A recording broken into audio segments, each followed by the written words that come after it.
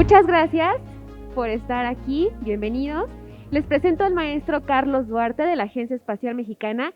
Él actualmente es coordinador general de formación de capital humano en el campo espacial en la Agencia Espacial Mexicana. Él está a cargo de desarrollar estrategias de educación para formar personal que requiere México para convertirse en líder en desarrollo espacial. El maestro Duarte ha liderado y asesorado varios proyectos de desarrollo de nanosatélites, entre los que destacan ser responsable ante la Agencia Espacial Mexicana del proyecto AztecSat, un nanosatélite de una unidad desarrollado por alumnos y profesores de la UPAEP, en colaboración con la NASA, que actualmente se encuentra en desarrollo realizando su misión.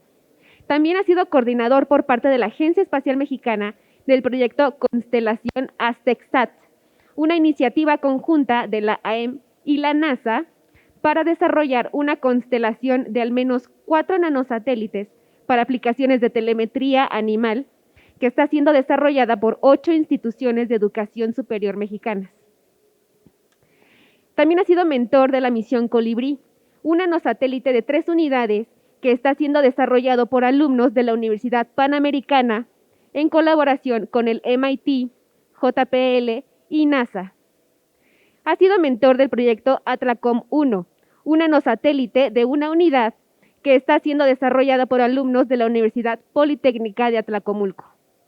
El maestro Duarte es miembro de varias organizaciones gremiales, entre las que se destacan el International Space Education Board y la Academia Mexicana de Informática, en donde es miembro de número.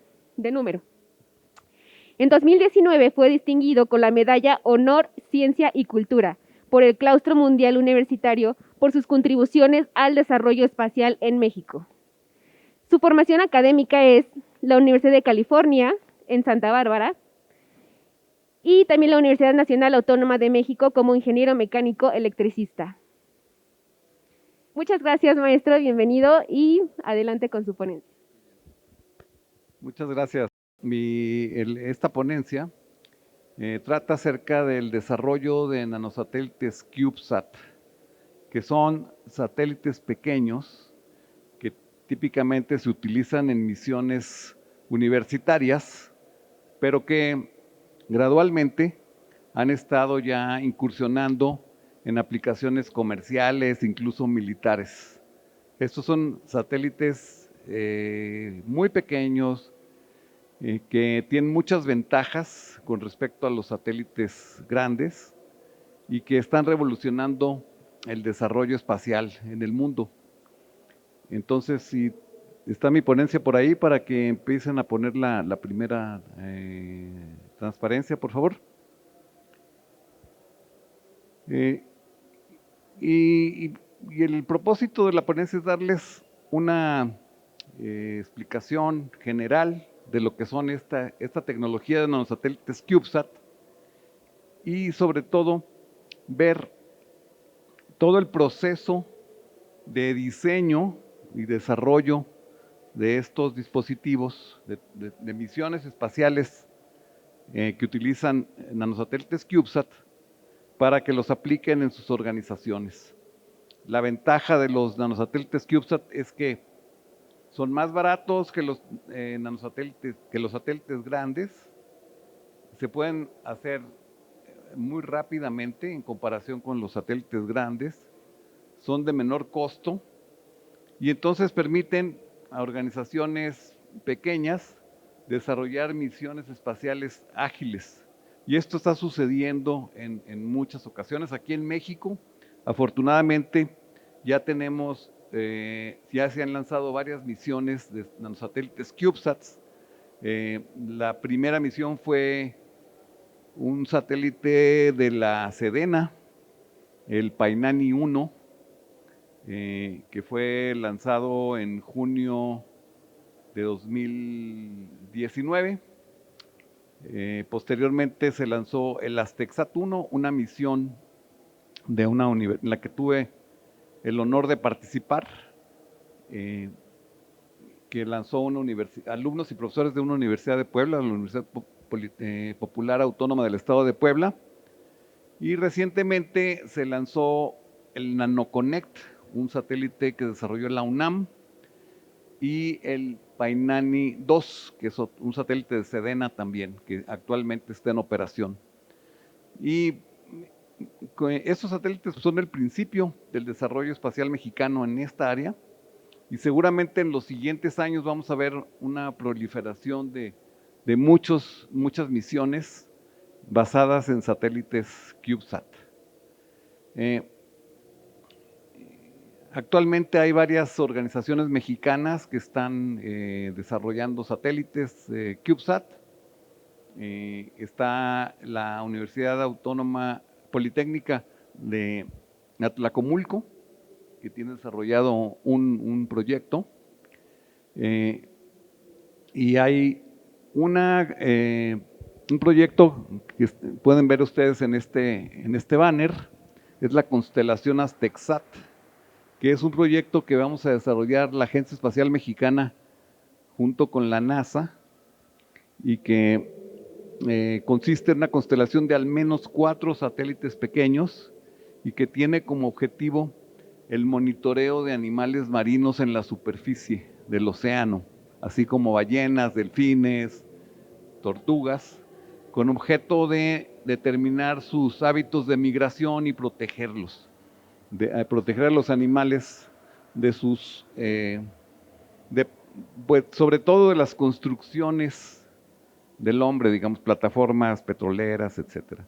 Entonces, este proyecto ya está muy avanzado en su etapa conceptual, y próximamente se va a continuar con el diseño. Entonces, esta es mi primera transparencia. Si pasamos, por favor. Entonces, el objetivo de la plática es presentar una visión general del proceso de desarrollo de una misión espacial basada en CubeSats y dar recomendaciones para conseguir su éxito. Lo que voy a ver primero lo que es una misión espacial, de una manera muy breve.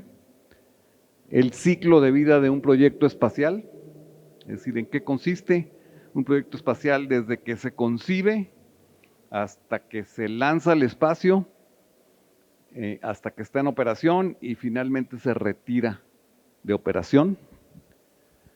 Vamos a hablar de lo que es un nanosatélite, y después vamos a ver, ya dar recomendaciones cómo desarrollar un proyecto CubeSat, sobre todo en misiones universitarias, pero no necesariamente estas recomendaciones son para misiones universitarias, son para cualquier organización que desee desarrollar misiones CubeSat. Y estas recomendaciones provienen pues de la experiencia que hemos tenido en la Agencia Espacial Mexicana de apoyar estos desarrollos. Y son recomendaciones muy prácticas porque pues se basan en lo que hemos hecho y lo que nos hemos dado cuenta que hay que enfatizar, que a veces los ingenieros no nos percatamos de ciertos detalles que son muy importantes y a lo mejor no son de ingeniería, pero que tenemos que enfatizar, que tenemos que tomar en cuenta. Y finalmente, pues, daré algunas reflexiones finales. La que sigue, por favor. Bueno, una misión espacial tiene que ver con un objeto que está en el espacio, con generalmente un satélite, una nave espacial que va a cumplir con un cometido, la misión. Entonces, lo importante en el caso es más que el dispositivo en sí, es qué es lo que va a hacer este dispositivo. Y este dispositivo no es nada más lo que se llama el segmento espacial. La misión espacial está compuesta de varios segmentos. El segmento espacial, que es, digamos, el más vistoso, porque es el satélite, la nave espacial que va a hacer alguna cosa. Pero tenemos el segmento terrestre, que es muy importante y a veces se olvida porque no es tan vistoso. O sea, es gente que está en un centro de control, viendo computadoras, pero es súper importante el segmento terrestre, porque el segmento terrestre es quien se encarga de controlar la misión, de monitorear la salud del dispositivo, el estado, la telemetría, de enviarle comandos y es muy importante. Y a veces también las misiones espaciales universitarias, ese segmento se descuida porque no es tan vistoso. Lo que quieren los alumnos, los profesores, es hacer un satélite y luego se les olvida que hay que lanzarlo y entonces vienen problemas porque no saben qué hacer. Ya lo hicieron, pero no saben qué hacer con él, ¿no? Está el segmento de lanzamiento, que el segmento de lanzamiento es el lanzador y todos los sistemas auxiliares para poner al satélite en órbita, y que puede ser una órbita de diferente tipo. Y desde luego están las comunicaciones, comando y control. El sujeto de estudio, que bueno, puede ser, es lo que la misión tiene que ver con algo, con tomar datos, por ejemplo, digamos de la superficie de la Tierra, algún tipo de datos, fotografías o otro tipo de parámetros, o hacer un enlace de comunicaciones, por ejemplo. Entonces, aquí en esta gráfica podemos ver lo que es el concepto de misión, y algo muy importante dentro del segmento espacial es lo que se llama la carga útil, que es el conjunto de dispositivos y sistemas que tienen que ver directamente con la misión. Entonces vamos a ver, pasamos a la siguiente, por favor. Entonces hablamos de lo que es el segmento espacial y por qué el segmento espacial es importante y por qué es especial, valga el juego de palabras, ¿no? Bueno, lo que pasa es que los dispositivos cuando están en el espacio están en un ambiente muy distinto al que tenemos aquí en la Tierra. Aquí estamos ahorita en la Tierra con una temperatura más o menos constante, ¿no? Con una presión atmosférica, estamos dentro de un campo magnético. Entonces, eso nos protege de las inclemencias del espacio. Cuando un dispositivo va a hacer una misión, el segmento espacial está en el espacio, entonces se enfrenta a muchas cosas, a muchos estreses. Por ejemplo, en el lanzamiento, los dispositivos espaciales, los satélites, están sujetos a vibraciones, están sujetos a aceleraciones, y entonces, por lo tanto, esos dispositivos tienen que ser probados y tienen que ser diseñados para que resistan este ambiente.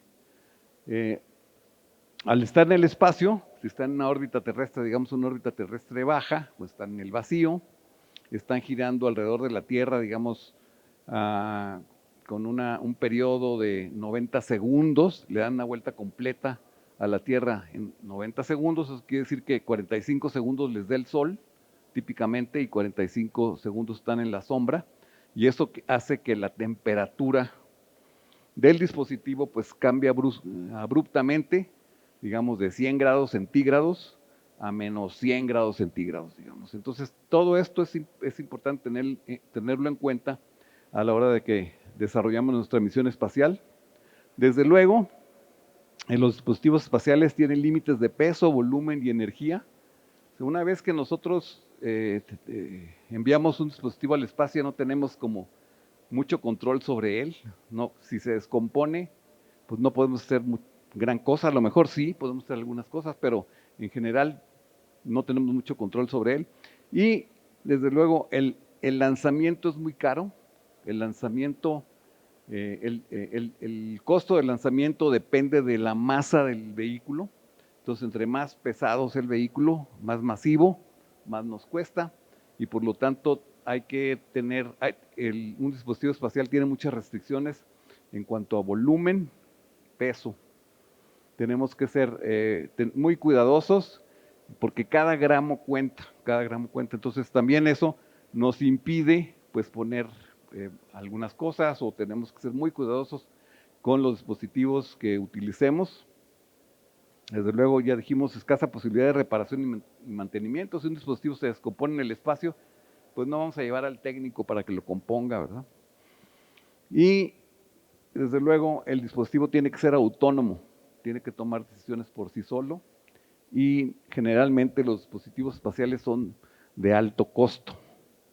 Les puedo decir, por ejemplo, un CubeSat de los que vamos a ver aquí, que es un cubito de 10 por 10 por 10 centímetros, su desarrollo puede costar del orden de unos $200,000, un dispositivo así de pequeño. Entonces, es de alto costo. Cuando, desde luego, es de tiene calidad espacial. La que sigue, por favor. Aquí en esta gráfica les estoy presentando algunas órbitas satelitales para que vean ustedes cuáles son algunas de las órbitas típicas de los satélites. Muchos estudiamos en la preparatoria que los cuerpos alrededor de un cuerpo muy masivo exhiben órbitas elípticas que se comportan de acuerdo a las leyes de Kepler, ¿no? Entonces aquí tenemos una órbita altamente elongada, o sea, con una excentricidad muy grande. Esta órbita se llama órbita de Molnilla, que se utiliza muy frecuentemente en sistemas de comunicaciones, sobre todo para el hemisferio norte. Y entonces tenemos diferentes tipos de órbitas. La que sigue, por favor. Y es importante conocer, esta es una órbita muy importante porque esta órbita se llama geoestacionaria. Esta órbita tiene la virtud de que el dispositivo, el satélite, siempre está en el mismo punto en el cielo. O sea, gira con la misma velocidad angular que la Tierra. El satélite gira sobre el plano del ecuador y siempre lo vemos en el mismo punto en el cielo. Estas órbitas son las que utilizan, por ejemplo, los satélites de televisión por satélite, ¿sí? Las antenitas esas azules que vemos, Sky o las otras rojitas, siempre tienen la virtud de que el satélite siempre está en el mismo punto del cielo, entonces no tenemos que andar moviendo la antena para localizarlo, o sea, está en el mismo punto. Y esto se debe simplemente a mecánica orbital. Esta órbita está a 36,000 kilómetros de altura aproximadamente, ¿sí? Y bueno, tiene un periodo de rotación aproximadamente de 24 horas, entonces, y siempre vemos al satélite en el mismo punto. Muy bien, en la que sigue, por favor. Esta es una órbita baja, y se llama LEO también, por sus siglas en inglés. Esta órbita, vean ustedes que se mueve mucho más rápidamente que la otra órbita. Aquí el periodo de rotación, en la órbita geoestacionaria, una órbita era aproximadamente 24 horas, o sea, un día completo, entonces siempre veíamos al satélite en el mismo punto en el cielo. Esta es una órbita que está a muy baja altura, digamos 500 kilómetros, contrastado contra los 36,000 kilómetros de la órbita Geo. Y aquí el periodo de rotación, el periodo del satélite de traslación alrededor de la Tierra es de aproximadamente 90 segundos, hora y media. Entonces vean ustedes, en hora y media le da una vuelta al satélite y puede estar hora y media, en 45 minutos del lado del Sol, 45 minutos del lado de la Tierra. Esta órbita tiene muchas ventajas porque al estar más cerca de la Tierra,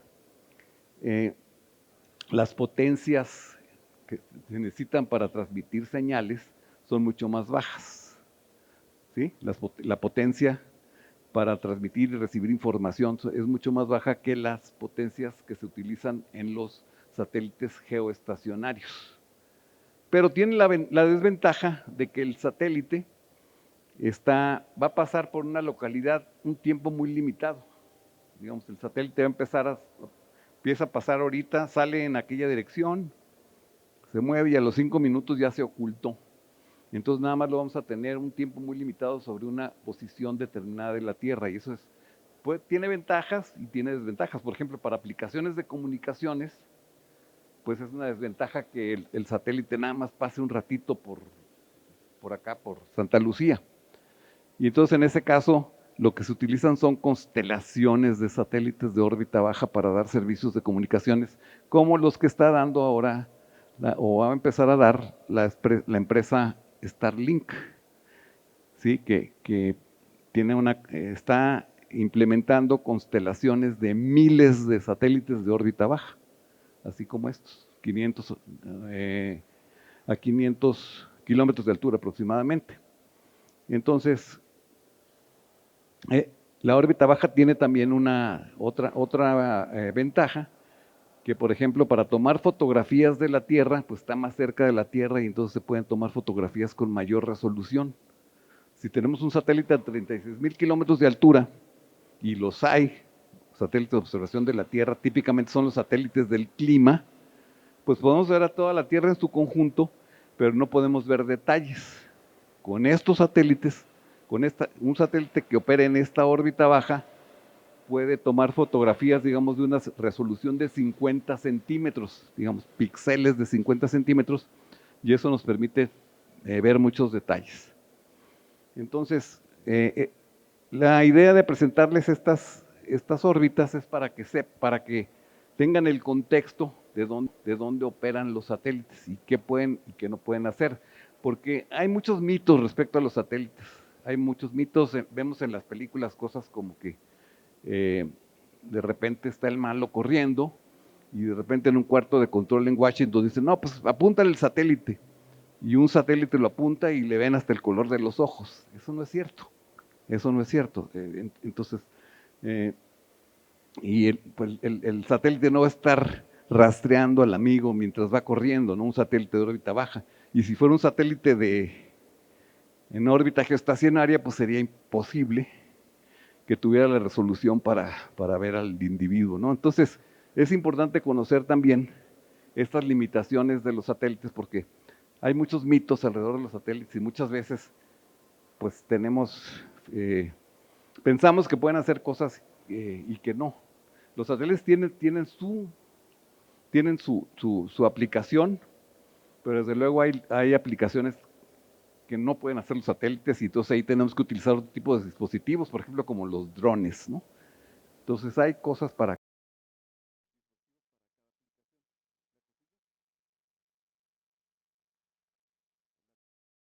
Pues, aquí, a ver si le puedes picar ahí a la animación. Esta es una... no le puedes picar a la animación. Ahí tiene una... Este es un video. No sé por qué no está apareciendo. Ahí está. Ahí. Ah, gracias. Creo que se quedó clavado. Bueno, no está pasando.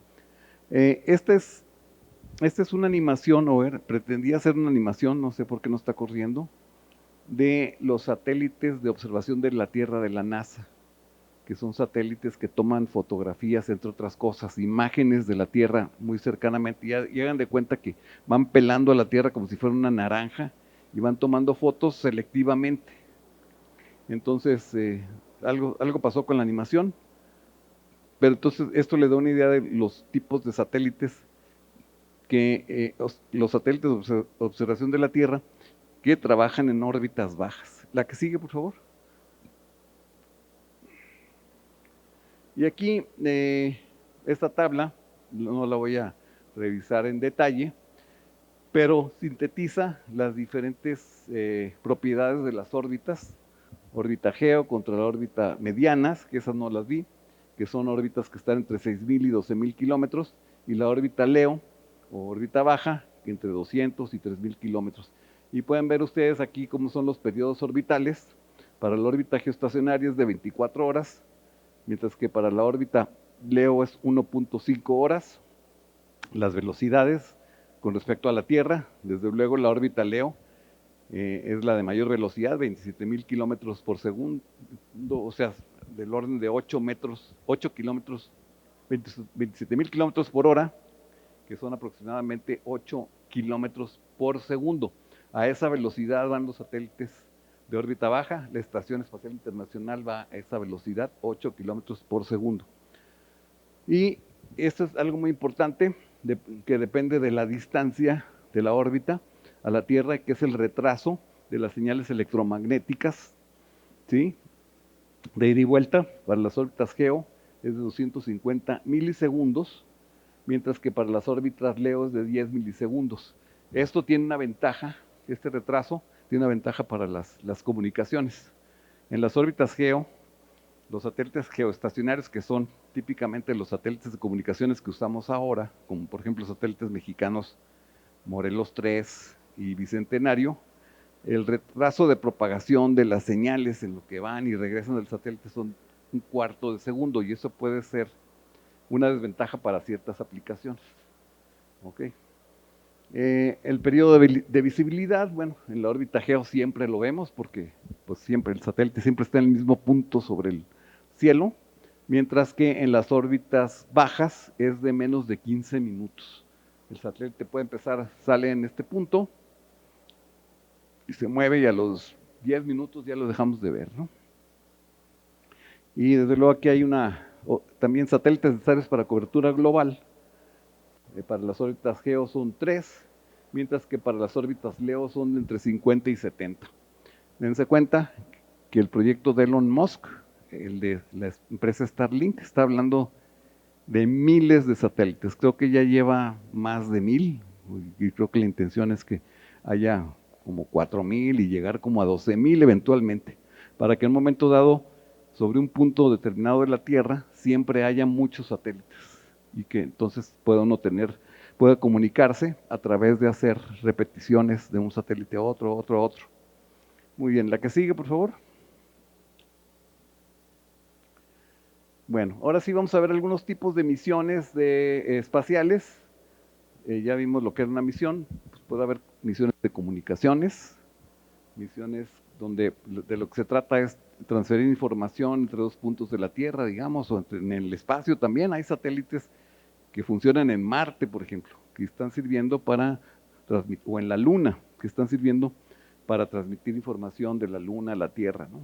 Que pasan por el lado oculto de la Luna y retransmiten información.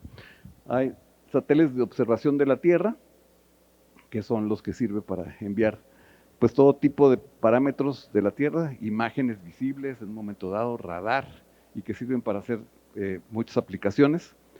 Están satélites de navegación como los GPS o los GLONASS, los satélites de navegación.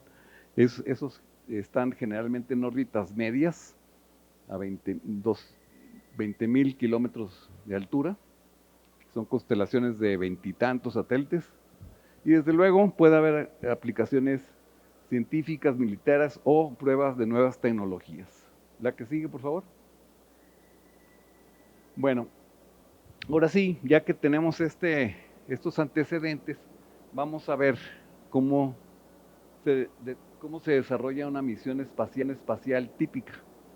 Y entonces todo empieza con la definición de la misión. Todo empieza con decidir qué es lo que queremos hacer. Y eso es muy importante porque muchas veces, sobre todo en las misiones universitarias, a veces, pues lo que se quiere es hacer un satélite. ¿Y para qué? Pues quién sabe, pero yo quiero tener un satélite. Y por ahí no va la cosa. Es importante tener una misión. O sea, ¿qué va a hacer tu satélite? Desde luego, en las misiones universitarias es muy difícil definir una misión, sobre todo si queremos quedar bien con los patrocinadores, porque es muy difícil que una misión universitaria haga algo útil. O sea, generalmente las misiones universitarias son misiones demostrativas de tecnología. Entonces, ese es uno de los, y lo vamos a ver un rato más, por qué la dificultad de definir las misiones. Pero todo empieza con la definición de la misión, después viene el diseño de la misión, y se desarrollan todos los elementos del segmento espacial, segmento terrestre, etcétera. Se viene después el desarrollo, pruebas. Dentro de estas pruebas son muy importantes las pruebas ambientales. ¿Qué quiere decir? Que son pruebas ambientales, son estas pruebas en donde nosotros exponemos al segmento espacial, al ambiente espacial y a las vibraciones y todo lo que dijimos, para asegurarnos de que va a cumplir su misión. Después pasamos a la puesta en marcha, lo lanzamos, entonces también estamos aquí en las operaciones y mantenimiento, y finalmente el retiro. El retiro, sobre todo, es muy importante actualmente. Si lanzamos, por ejemplo, a órbita baja, es importante tener planeado un retiro para mitigar el problema de la basura espacial y no dejar a nuestro satélite ahí, constituyendo un problema, ¿no? La que sigue, por favor. Y aquí esta misma gráfica, más o menos, la gráfica anterior ahora la he traducido a el protocolo de NASA. La NASA define un ciclo de vida de proyectos espaciales muy riguroso. La NASA tiene una metodología de desarrollo de sistemas espaciales probada, muy rigurosa, documentada. Existen muchos documentos de NASA gratuitos que ustedes pueden bajar de internet y que pueden estudiar. En particular hay uno que se llama el Space Systems Handbook, el manual de sistemas, de ingeniería de sistemas espaciales, que tiene en mucho detalle esta metodología. Y para todos los que quieran desarrollar una misión espacial, les recomiendo que estudien esta metodología.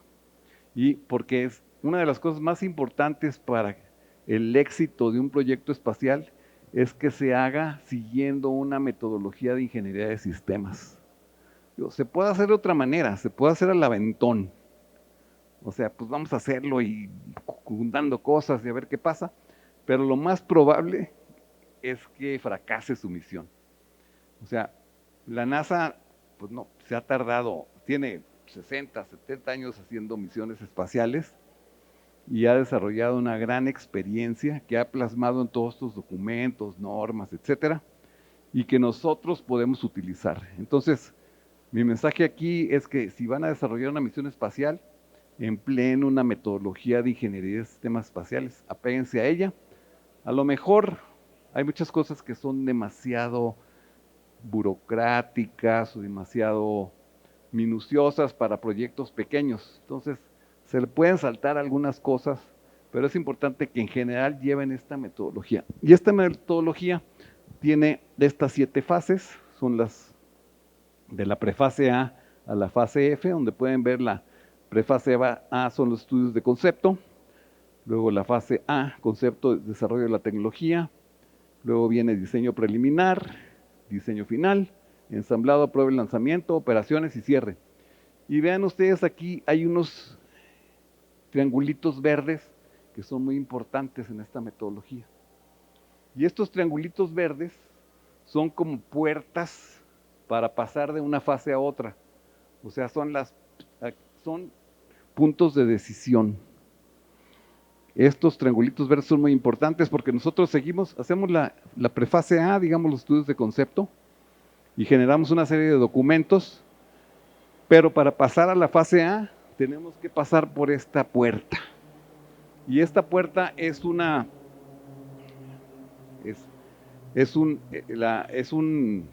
filtro que se realiza a través de presentar los resultados de una fase determinada a un grupo de expertos que validan si ya se cumplió la fase apropiadamente y entonces dan luz verde para pasar a la siguiente. Si eso no sucede, se regresan a la fase. O sea, esto es bien importante. Es bien importante que en el desarrollo de un sistema espacial, por más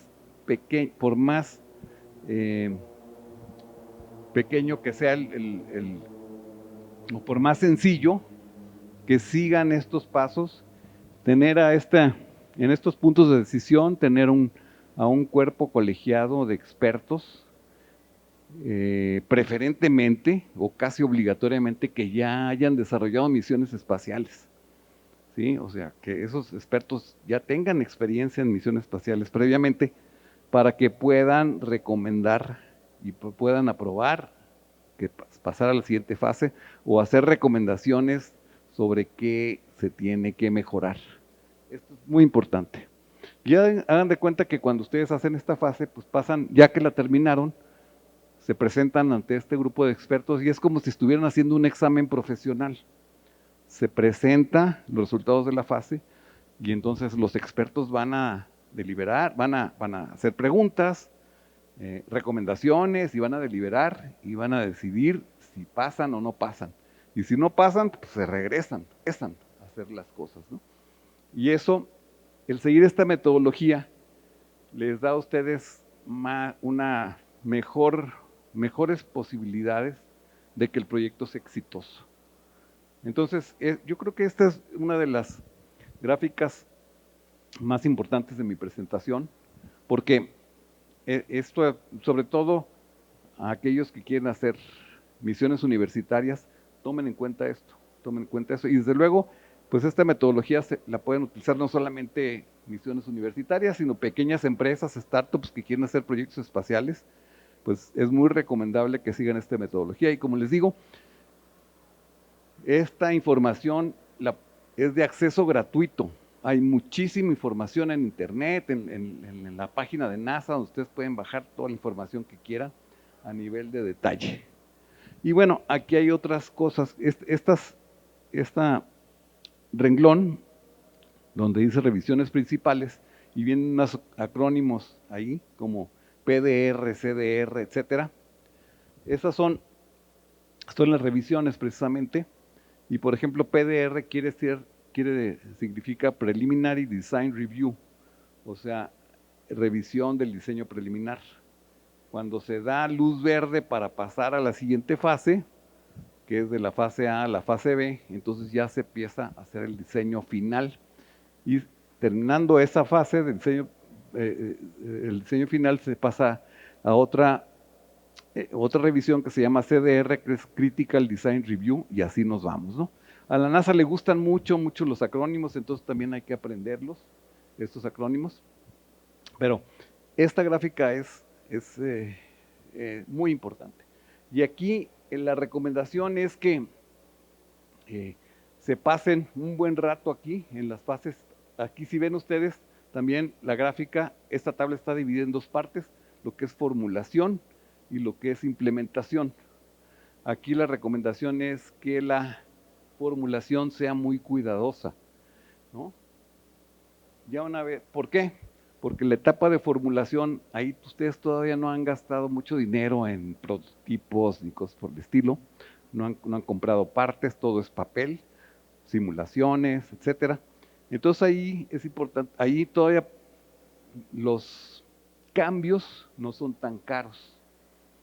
Entonces es muy importante que enfaticen esta parte, que a lo mejor puede ser muy aburrida porque los ingenieros queremos ya entrar al laboratorio y ponernos a soldar o a escribir líneas de código, ¿no? O sea, somos muy impulsivos muchos ingenieros y queremos, no, yo ya quiero tener el satélite y ya quiero escribir el programa y aunque no tenga yo hecho un análisis previo de requerimientos, etcétera, nos aventamos a hacer las cosas, pero eso es muy peligroso, sobre todo en los proyectos espaciales. Entonces hay que tener mucho cuidado en esta primera etapa de formulación, porque ya pasando la fase B, ya se llama, la NASA ya da la aprobación para que haya un presupuesto y que el proyecto arranque. Mientras no dé la aprobación, o sea, al final de la fase B, el proyecto todavía está en la fase de formulación. Entonces es muy importante dedicarle suficiente tiempo y esfuerzo a la etapa de formulación. La que sigue, por favor. Bueno, ahora vamos a ver lo que es un satélite, lo que es el segmento espacial. Generalmente, un satélite se puede dividir en dos partes fundamentales. O sea, conceptualmente, un satélite se puede dividir en dos partes. Y uno es lo que es la plataforma o bus, y otro es la carga útil. Y esta división es importante porque desde aquí nos permite diferenciar lo que es, digamos, importante desarrollar de lo que podríamos comprar. Ojo aquí, porque luego a los ingenieros no les gusta comprar nada, quieren hacer todo desde cero, y bueno, eso puede ser peligroso también. Entonces la plataforma generalmente es algo que se puede comprar, y la plataforma es lo que le da servicio a la carga útil. Es una serie de subsistemas que le dan servicio a la carga útil. ¿Y qué es la carga útil? La carga útil es aquel sistema que va a hacer la misión, ¿sí? Por ejemplo, si nuestro satélite va a ser un satélite de observación de la Tierra, pues la carga útil puede ser una cámara, ¿no? Porque es digamos, el dispositivo más importante relacionado con la misión. ¿Para qué queremos hacer el satélite? Y la plataforma, pues todo lo que va alrededor, que le da servicios a la cámara, que puede ser, ¿qué servicios pueden ser? Energía, por ejemplo, ¿no? La cámara necesita energía. ¿Qué otro servicio puede ser? Pues comunicaciones, porque la cámara, o almacenamiento, necesitamos bajar los datos de la cámara, ¿no? ¿Qué otro servicio podemos tener para la cámara? Pues a lo mejor estabilización, ¿no?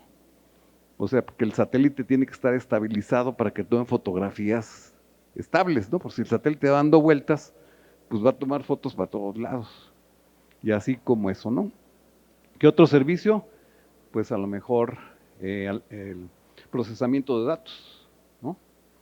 Entonces, la plataforma es, la carga útil es el subsistema o el conjunto de dispositivos y software que son esenciales para hacer la misión.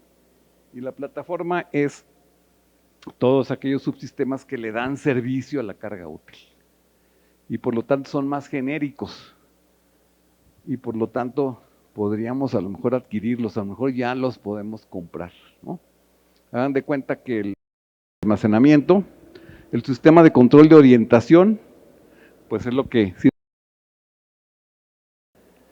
El subsistema de propulsión, esto es opcional. Este subsistema no hay que confundirlo con el segmento de lanzamiento. El segmento de lanzamiento es lo que nos va a poner al satélite en la órbita que queremos. Esa es otra cosa, ¿no? Y ese generalmente también lo contratamos. No nos vamos a poner a hacer el cohete para lanzar el satélite. El sistema de propulsión es un sistema que lleva el satélite para controlar su trayectoria en un momento dado, si queremos controlar la trayectoria, si queremos modificarla ligeramente. El satélite pues se mueve libremente de acuerdo a las leyes de Kepler, ¿no? O a las leyes de la física. Normalmente, si no llevas propulsión y como está en un ambiente sin fricción, pues puede estar mucho tiempo girando alrededor de la Tierra o de algún otro cuerpo, ¿no? Entonces la propulsión no es algo que sirva para mover el satélite abruptamente, sino sirve para hacer modificaciones ligeras en su trayectoria, que en un momento dado se puede necesitar. Generalmente esta propulsión es de muy poco empuje, estamos hablando de milinewtons o micronewtons, y esta propulsión puede ser eléctrica o puede ser con gases, por ejemplo, dióxido de carbono, y sirve para eso, no sirve para llevar el satélite a su órbita. Ese es el segmento de lanzamiento. Y esto es opcional, no todos los satélites pequeños llevan sistemas de propulsión. Una aplicación del sistema de propulsión puede ser para deorbitarlo, o sea, para hacer que esté en órbita baja y cuando ya cumplió con su vida útil, hacerlo que se caiga a la Tierra y se desintegre y ya no constituya basura espacial. Esa podría ser una aplicación del subsistema de propulsión. Pero como les digo, típicamente los satélites pequeños no llevan esto. El control térmico es muy importante porque acuérdense que sobre todo en los satélites de órbita baja, los cambios de temperatura pueden ser muy abruptos y entonces hay que diseñar al satélite para que compensar estos cambios o distribuirle energía, ¿no? Para que las temperaturas de los componentes del satélite no rebasen límites determinados y, por ejemplo, las baterías no se congelen o se quemen. Entonces es muy importante, esto es algo muy importante, el contar con un sistema de control térmico que puede ser pasivo o puede ser activo. Y no nos vamos a meter a detalles, pero el sistema de control térmico es una de las cosas más importantes de un satélite que a veces se descuida, porque tenemos que garantizar que los componentes dentro del satélite van a estar operando dentro de un margen un límite de temperaturas determinado, porque si salimos de este límite, podemos dañar los componentes irreversiblemente. O sea, a veces sucede que las baterías, sobre todo las baterías, son muy delicadas. Si baja la temperatura de la batería demasiado, se congela y se acabó la misión ahí. Y desde luego está la estructura, la estructura que es lo que cubre a los componentes, lo que aloja los componentes. Y está el subsistema de telemetría, mando y rastreo, que esto es un radio es un radio transmisor receptor, generalmente en banda UHF o VHF, y que sirve, por un lado, la telemetría, es la transmisión de datos del satélite a tierra, o sea, donde nos informa el satélite su estado de salud, cómo están los componentes, nos envía reportes de los voltajes, de las baterías, corrientes, temperaturas, qué sé yo, y el mando o control son órdenes que nosotros le enviamos al satélite para que haga algunas cosas, por ejemplo, descargue datos, o por ejemplo, le podemos enviar incluso hasta nuevas versiones del software, ¿no? Etcétera. Entonces, este sistema es un radio, un radio 2 vías, de tierra al satélite, de satélite a tierra. Y estos son los elementos mínimos del buzo plataforma. Puede haber otros radios de alta velocidad, por ejemplo, si lo que queremos, si estamos tomando imágenes o estamos tomando datos de mucho volumen, por ejemplo, imágenes hiperespectrales con muchísimas bandas de frecuencia, en muchos colores, y queremos descargar una imagen, pues pueden ser varios, incluso 1 gigabyte, y para bajarlo con una pasada del satélite por una localidad, necesitamos velocidades muy altas, muy altas. Entonces podemos tener radios en otras bandas, por ejemplo, banda S, banda X.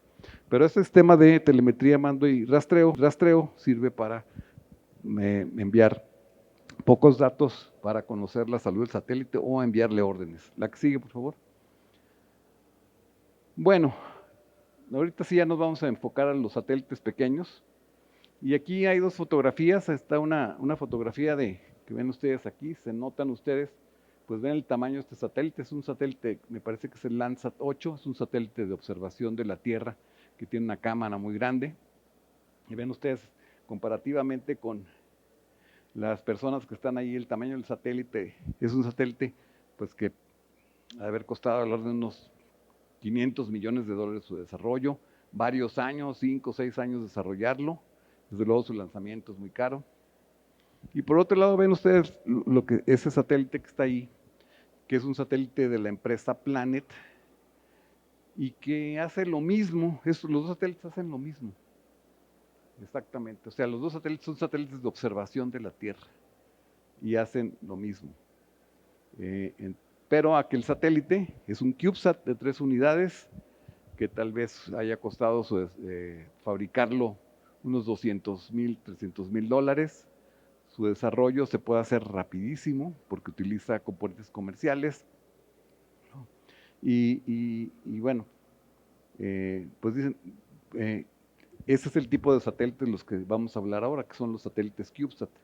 Y esto se debe, los CubeSat se han empezado a desarrollar desde hace ya unos 20 años, pero actualmente ya están en una etapa de maduración que permite hacer su desarrollo muy rápidamente. Entonces, no quiero dar la impresión de que los satélites grandes no sirven, que ya son obsoletos, porque no es cierto, ¿no? O sea, no todos son satélites pequeños.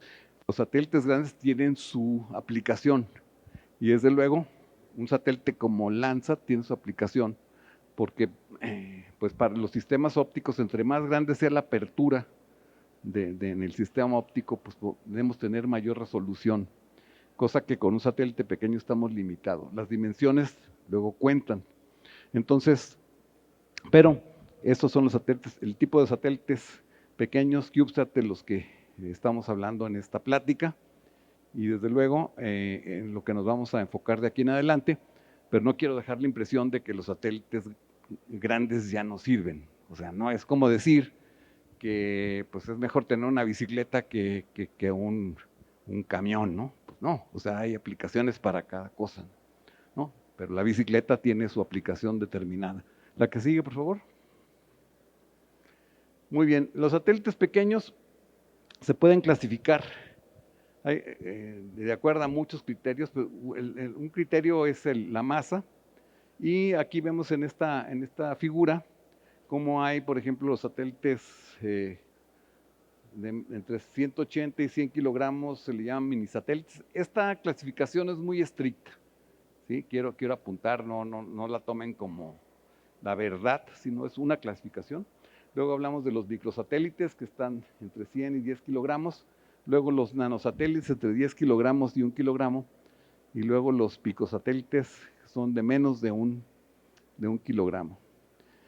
Y hay todavía quien habla de los femtosatélites, que son satélites de menos de 100 gramos.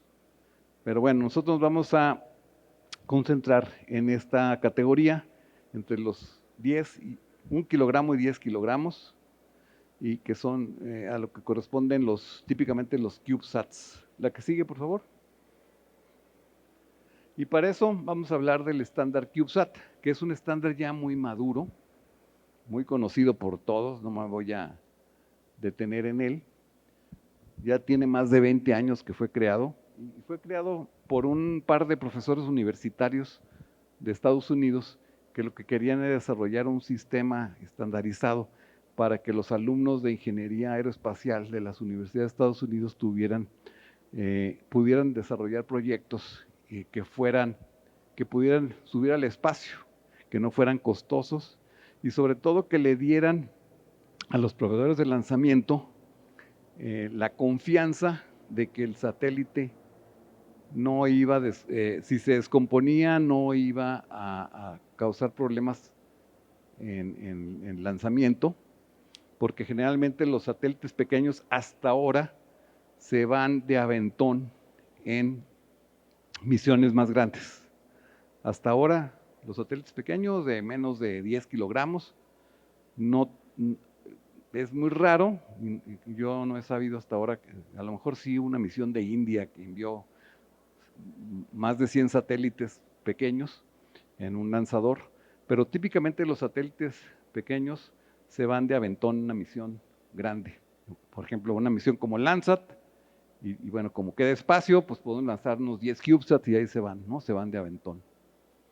Entonces, una de las intenciones del estándar CubeSat era generar un estándar para darle confianza a los proveedores de lanzamiento de que el satélite que se va de aventón, la carga secundaria, que así se le llama, no fuera a causar problemas o minimizar los problemas sobre la carga primaria, porque imagínense que ustedes ponen un satélite universitario en una misión de $500 millones, un satélite que hizo la Universidad de Hidalgo, ¿no? Que le costó a lo mejor 3 millones de pesos, y de repente estalla el satélite dentro de la cápsula de lanzamiento, dentro de la cofia, pues el gran problemón, ¿no? Van a estropear una misión muy grande. Y por eso los proveedores de lanzamiento como que no querían dar este servicio, porque no era negocio para ellos. El negocio para el proveedor de lanzamiento es la carga de $500 millones, no un satélite de 1 kilo. Entonces era muy difícil para los universitarios conseguir lanzamientos. Y entonces estos amigos, estos dos profesores de Estados Unidos, Jordi Puig y el profesor, se me olvidó su nombre, de Stanford, son los padres de los CubeSats. Ellos se dedicaron a crear este estándar para que darle confianza a los proveedores de lanzamiento de que la misión iba a funcionar si se apegaba al estándar. Y entonces se creó el estándar CubeSat, que es un estándar en tamaño, pero no nada más tiene que ver con el tamaño. Y así se hablaba de 1 unidad, 2 unidades, 3 unidades, donde 1 unidad es un cubo de aproximadamente 10 por 10 por 10 centímetros, un cubito. Y si quieren ver estos cubitos, pueden ir a la Agencia Espacial Mexicana, al pabellón de la Agencia Espacial Mexicana, y ahí van a ver estos cubitos, ¿no? Estos cubitos que ya se están desarrollando en México para aplicaciones educativas. Incluso se los pueden adquirir a la Universidad Autónoma de Zacatecas a costo muy bajo. No vuelan, no son para ir al espacio, pero sí son para hacer desarrollos, digamos, en prácticas en la escuela. Y bueno, este estándar tiene que ver con la forma y por eso se llama CubeSat, cubo, SAT. Pero el estándar no nada más tiene que ver con la forma. sino tiene que ver con muchas otras cosas, con cuestiones de seguridad, cuestiones eléctricas, cuestiones de operación. Y entonces, si alguien se apega a este estándar, ya le está dando una garantía al proveedor de lanzamiento de que el satélite va a operar apropiadamente. Aparte de que el estándar también está relacionado, la que sigue, por favor. Está relacionado también con un dispositivo dispensador, o sea, con un dispositivo estandarizado también que eyecta, que empuja al satélite al espacio. Eso también fue muy importante, o sea, tener un dispositivo estandarizado para eyectar al satélite. Porque a ustedes se les ocurre, digo, yo podría decir, voy a hacer un satélite y lo voy a hacer de esta forma, ¿no? ¿Por qué no? O sea, somos muy creativos y podemos hacer el satélite como se nos pegue la gana. El problema ahí es cómo lo acoplamos al segmento de lanzamiento. Tenemos que diseñar un dispositivo especial para acoplar nuestra forma rara a la cápsula de lanzamiento, al sistema de lanzamiento. Al tener un factor de forma estandarizado, este dispositivo eyector, que no es más que una cajita con un resorte, ¿sí? Ya también está estandarizado y eso pues nos genera menos costos, ¿no? Y nos da más confianza, ¿no? Y además estamos aislando a nuestro satélite del vehículo, que eso es muy importante para que los proveedores de lanzamiento tuvieran confianza. Y entonces esto se logró. Este propósito de los profesores se logró. Bob Twix es el profesor, ya me acordé, perdón, profesor Bob Twix, el profesor actualmente los dos viven, Jordi Puig es español,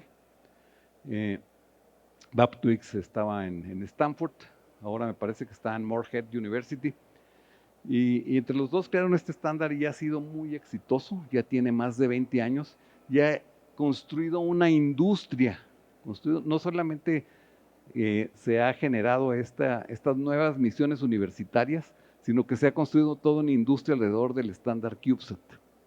Muy bien. Y espero que de aquí haya alguien que en un momento dado se anime a hacer su proyecto o se meta a la industria de CubeSats, porque es muy promisorio el desarrollo de CubeSats.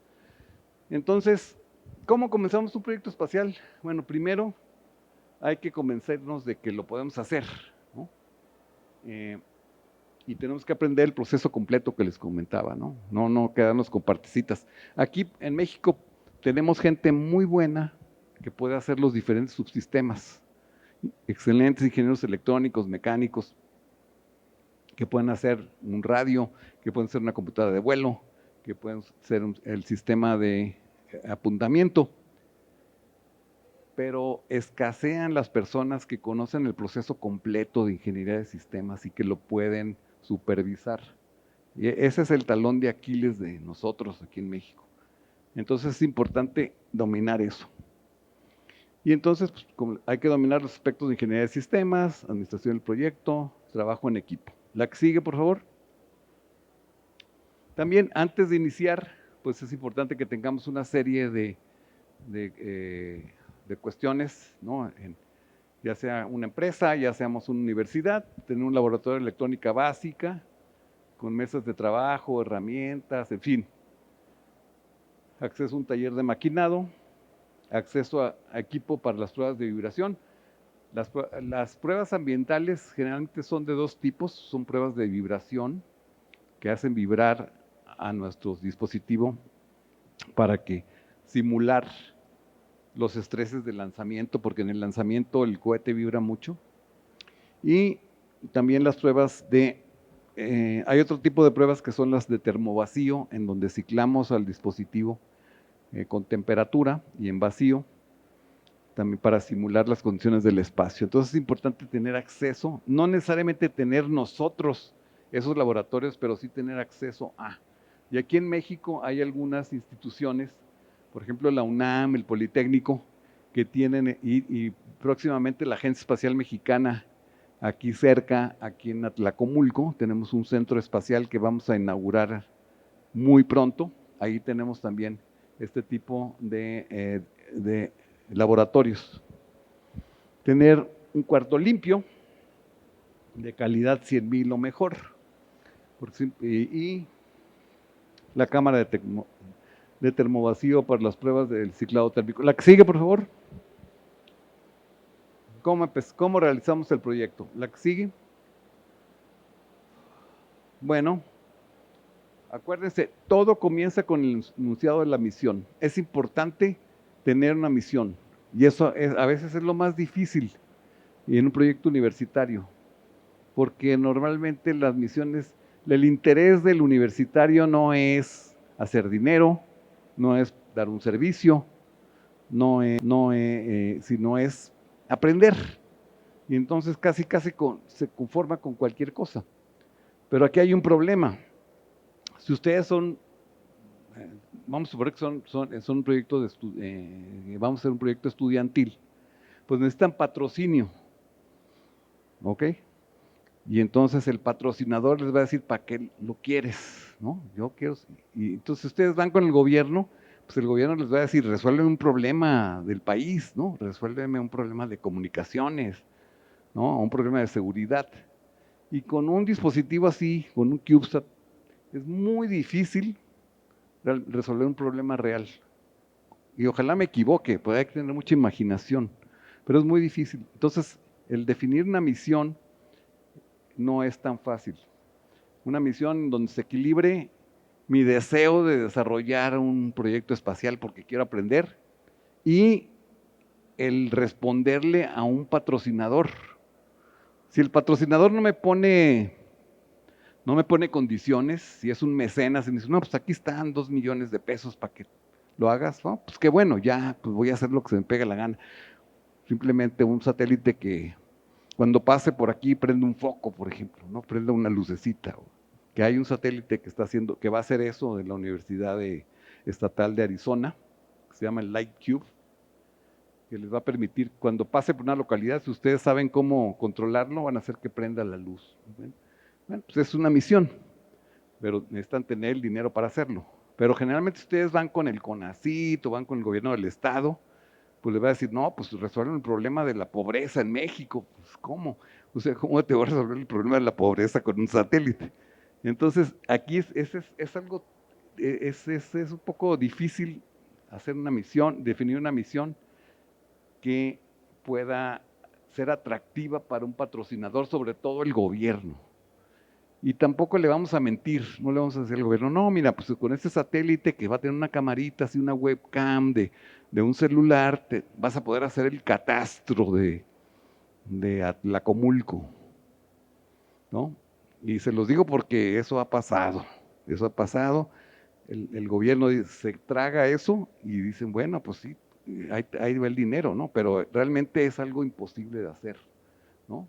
Entonces, es importante. Entonces, pero ya una vez que definamos la misión, sea lo que sea, es importante que todos establecemos este enunciado de la manera más clara para que todo el mundo sepa qué va a ser el satélite. La que sigue, por favor. Y bueno, pues eso se llama declaración de la misión. Y también resulta muy útil, además de la declaración de la misión, o sea, un párrafo que diga el satélite Santa Lucía 2, ¿no?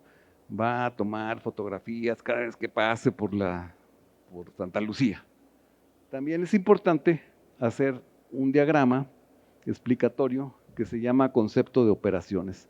Y aquí lo que les estoy poniendo es el concepto de operaciones del satélite Aztec-SAT 1, el que les comenté que desarrolló la Universidad Popular Autónoma del Estado de Puebla junto con la Agencia Espacial Mexicana y la NASA. Y este satélite era una demostración tecnológica. Este satélite lo que hizo fue llevar un radio en banda L para comunicarse con otra constelación que estaba más arriba, una constelación de satélites comerciales que ya da un servicio de comunicaciones. La constelación se llama GlobalSat, ¿sí?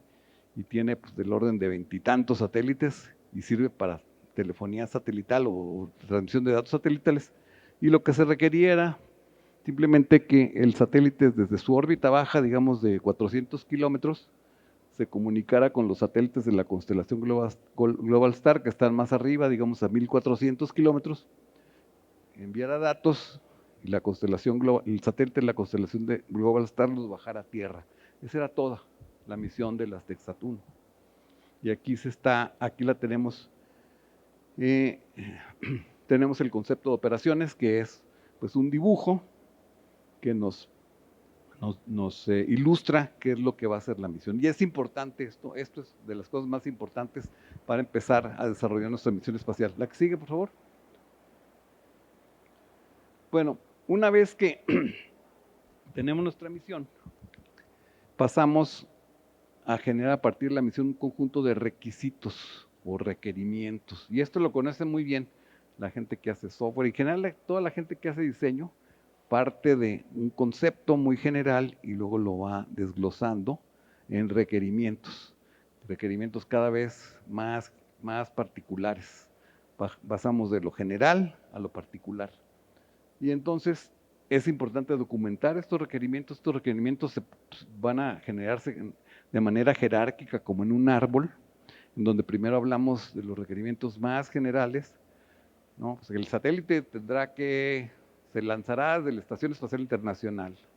Entonces ese requerimiento conlleva con otras cosas, con otros requerimientos.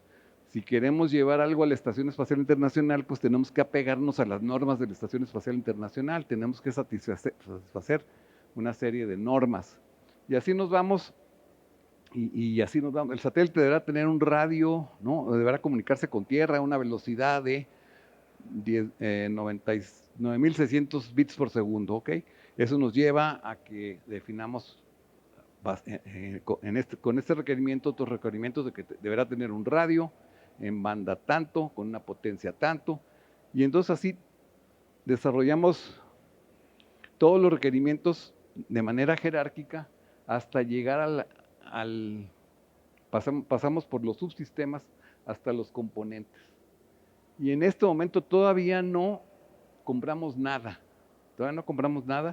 ni escribimos una línea de código. Esto es una parte muy importante que para muchos ingenieros puede ser muy aburrida, porque ya queremos nosotros empezar a soldar, empezar a pegar componentes, empezar a probar. Pero es muy importante tener esa disciplina y hacer las cosas bien, y generar todo este árbol de requerimientos hasta nivel de sistema, y que estemos convencidos de que todos estos requerimientos son consistentes entre sí y que nos van a llevar al sistema que queremos eventualmente. La que sigue. Muy importante es el equipo de trabajo, sobre todo en los proyectos universitarios. Es muy importante escoger a los alumnos. Los proyectos espaciales son muy bonitos porque son multidisciplinarios, porque requieren gente de muchas disciplinas, no nada más ingenieros electrónicos o aeroespaciales, sino puede haber ingenieros químicos, ingenieros de materiales, ingenieros de comunicaciones, mecatrónicos. Y no solamente eso, puede haber incluso estudiantes o personas relacionadas con leyes, aunque parezca descabellado. Ellos también, porque hay aspectos regulatorios que no deben cambiar. En un proyecto espacial, aspectos regulatorios importantes, muchos que se cuidan, porque no nos gustan los como ellos. Queremos operar. Están ahí. Sobre todo en el caso de los proyectos espaciales, hay regulaciones para las comunicaciones que se deben de cumplir. De otra manera, nunca vamos a subir nuestro satélite al espacio. Entonces, es muy importante escoger el equipo de trabajo desde el principio, que este equipo esté integrado, que esté liderado, que la gente tenga espíritu de trabajo en equipo. La que sigue, por favor. Y bueno, aquí ya voy a hablar un poco de consejos específicos para desarrollar una misión basada en CubeSats. Y les decía desde el principio, es importante dedicar una gran parte del tiempo y por lo menos unas recomendaciones, un 10% del tiempo destinado al proyecto en la planificación inicial.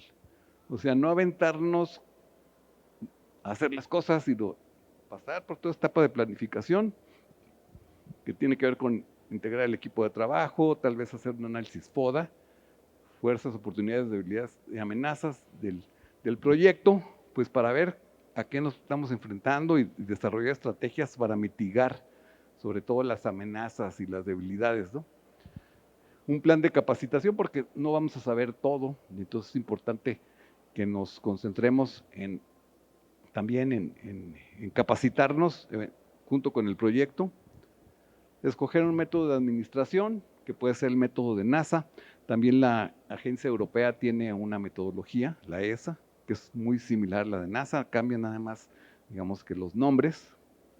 Y muy importante prever los riesgos del proyecto. Los riesgos son todo eso que nos hace despertarnos en la noche preocupados, ¿no? Oh, ¿qué pasa? ¿Qué tal si no llega esta parte? ¿Qué tal si se devalúa el dólar? O sea, es muy importante hacer un análisis de riesgos y plasmarlos desde el principio e ir administrando los riesgos todo el tiempo.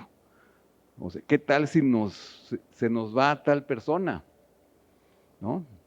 En fin, ¿qué tal si no consigo la licencia de las frecuencias, la concesión de uso de las frecuencias en el tiempo determinado?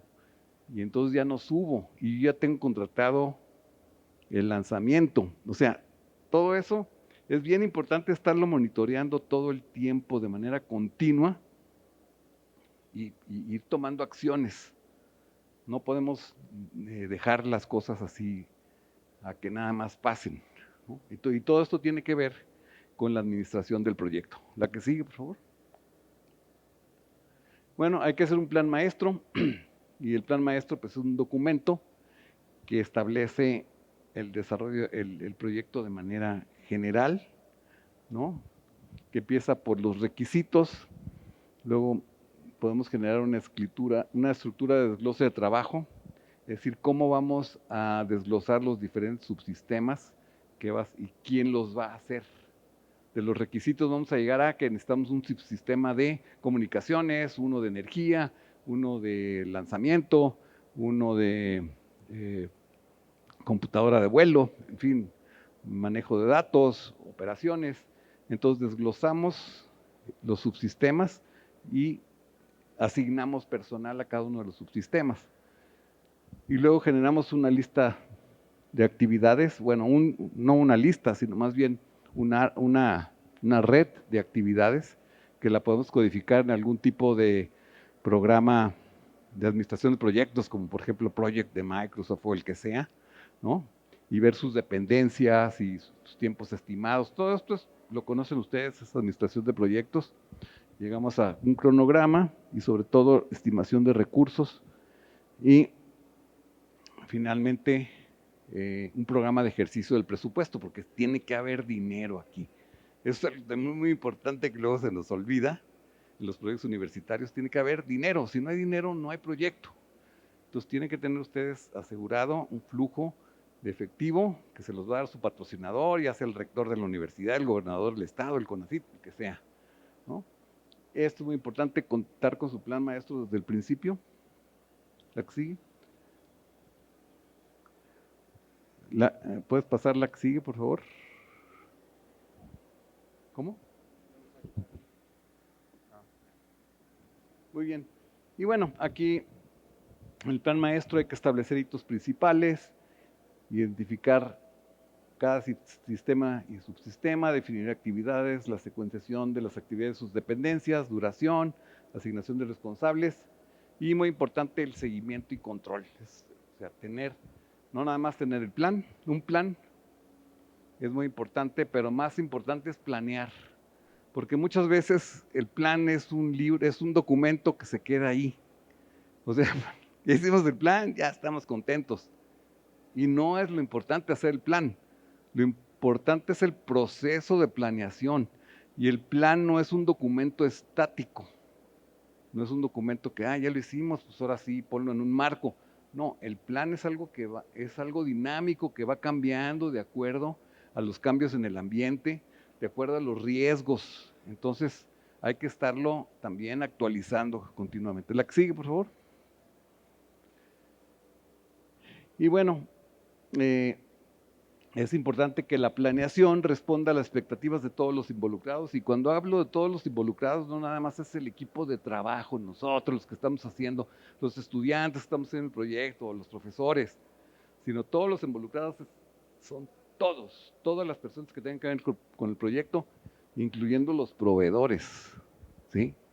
Incluyendo el patrocinador del proyecto, los posibles usuarios, asesores y mentores. Acuérdense que es importante tener un grupo de asesores, un grupo colegiado de asesores y mentores que nos van a servir para hacer estas pruebas, el hacernos pasar de una etapa a otra.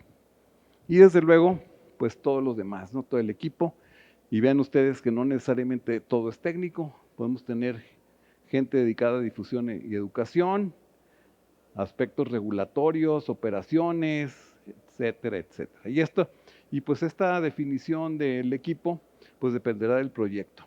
Se dedica a la carga útil, la ingeniería de sistemas, a la integración, pruebas, desarrollo de software, operaciones, etcétera. Pero tomen en cuenta que hay cosas que no nada más son ingeniería, ¿no? Y por ejemplo, difusión y educación es muy importante, sobre todo tener relaciones públicas para estar informando del proyecto, ya sea a los clientes o a los patrocinadores, porque hay que tenerlos contentos a los patrocinadores. Entonces tenemos que estarles informando del avance del proyecto. Y si no los tenemos contentos, pues a lo mejor nos van a suspender el patrocinio. La que sigue. Otra cosa muy importante es asegurar el lanzamiento del proyecto, del satélite, desde el principio. Y eso generalmente se descuida en las misiones universitarias.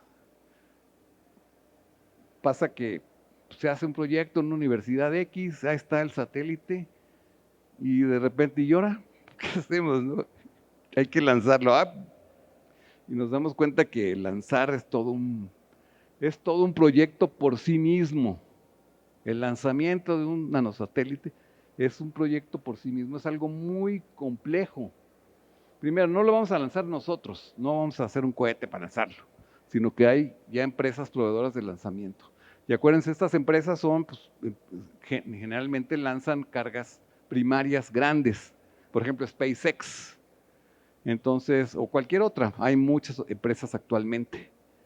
Entonces, el lanzamiento se tiene que asegurar desde el principio del proyecto, y es una de las partes más importantes, de las más caras en un proyecto de un nanosatélites. Lanzar una unidad, un cubo de una unidad, cuesta del orden de $100,000, 1 kilogramo aproximadamente. Entonces tienen que tener el dinero, pero más que eso, aunque tengan el dinero, tienen que empezar a trabajar con el proveedor de lanzamiento desde el principio. No van a llegar ustedes, tengo el satélite, pues ahora voy con Elon Musk, ¿no? Y se lo llevo, mira, ya está, súbelo al espacio, ¿no? Ustedes tienen que planear el proyecto de lanzamiento desde mucho antes, y tienen que tener una comunicación muy constante con el proveedor de lanzamiento, porque el proveedor de lanzamiento les puede rechazar el lanzamiento en el último momento. El lanzador pone muchísimas condiciones de que ustedes tengan el satélite en tal tiempo, que esté sujeto, que haya pasado por pruebas determinadas. Ustedes tienen que demostrar al proveedor de lanzamiento que ya lo probaron, ya hicieron las pruebas de vibraciones, y les van a asegurar que el nanosatélite no se va a desbaratar cuando lo lancen. Y así, él les va a poner una serie de condiciones. Y entonces esa comunicación con el proveedor de lanzamiento es desde el principio, desde antes que empiecen ustedes a construir nada. Entonces, eso no lo descuiden, así sean empresa o sean universidad. Esto es una de las partes más importantes, y generalmente en los proyectos universitarios se descuida por completo. O sea, dice la gente, ya hice el satélite, ahí está. Y ahora, pues no, te va a servir de un pisapapeles, porque no lo vas a lanzar, aunque tengas el dinero. No vas a llegar, ya tengo el dinero, pues mañana ya se va. Este proceso de lanzamiento este diálogo con el proveedor de lanzamiento lleva mucho tiempo. Nos puede rechazar el proveedor de lanzamiento. Incluso y la cosa es que hay una simetría muy grande de poder entre el proveedor de lanzamiento y nosotros. Aún cuando nosotros tengamos el dinero, al proveedor de lanzamiento no le importamos, porque le vamos a pagar $100,000 por una latita, cuando su negocio son los 500 o los 100, 10 millones, 20 millones de dólares, lo que sea, de un satélite grande, o más, 50 millones de dólares llegan a costar los lanzamientos de los satélites grandes. Entonces, para el proveedor de lanzamiento, si yo tengo un CubeSat, no le interesa, me ve más como un estorbo, como alguien que me va a estar dando problemas. Entonces, eso tiene que tomarlo en cuenta. Aunque ustedes tengan el dinero no importa. Al proveedor de lanzamiento sus $100,000 no le importan. Entonces es una relación de poder asimétrica, donde el que tiene el poder es el proveedor de lanzamiento. Y entonces tienen ustedes que saberla manejar, ¿no? Entonces, esto es súper importante. La que sigue. Y bueno, otra cuestión súper importante es los trámites de concesión de frecuencias.